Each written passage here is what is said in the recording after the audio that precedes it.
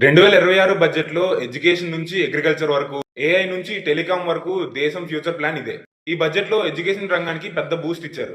దేశవ్యాప్తంగా 5 యూనివర్సిటీ టౌన్‌షిప్‌లు ఏర్పాటు చేయనున్నారు. అలాగే ప్రతి జిల్లాలో ఒక గర్ల్స్ హాస్టల్ ఏర్పాటు చేయబోతున్నారు. హైర్ ఎడ్యుకేషన్ సెక్టార్‌లో ఇన్వెస్ట్‌మెంట్‌ని గణనీయంగా పెంచారు. అగ్రికల్చర్ అండ్ రూరల్ జాబ్స్ విషయంలో కూడా కీలక నిర్ణయాలు తీసుకున్నారు. లైవ్ స్టాక్ సెక్టార్‌లో ఎంటర్‌ప్రెన్యూర్‌షిప్‌ని ప్రోత్సహించి ఉద్యోగ అవకాశాలు కల్పించాలన్నది లక్ష్యం. కోకోనట్ ప్రమోషన్ స్కీమ్ ద్వారా 3 కోట్ల మందికి లబ్ధి చేకూరనుంది. అందులో 1 కోటి మంది రైతులున్నారు. 2030 నాటికి Indian cocoa and Indian cashew premium global brands గా మార్చే ప్లాన్ ఉంది. ఫార్మర్స్ కోసం భారత్ విస్తార్ అనే మల్టీలింగ్వల్ ఏఐ టూల్ తీసుకొచ్చారు. అలాగే హై వాల్యూ క్రాప్స్ అయిన కొబ్బరి, చందనం, వాల్నట్స్ కు ప్రభుత్వం మద్దతు ఇస్తుంది. చందనం ఎకోసిస్టమ్ పాత వైభవాన్ని తీసుకురావడానికి కేంద్రం, రాష్ట్రాలు కలిసి పనిచేస్తాయి. టెలికాం సెక్టార్ లో కూడా భారీ కేటాయింపులు చేశారు. గతేడాది 53,000 కోట్ల బడ్జెట్‌ను ఈసారి 73,000 కోట్లకు పెంచారు.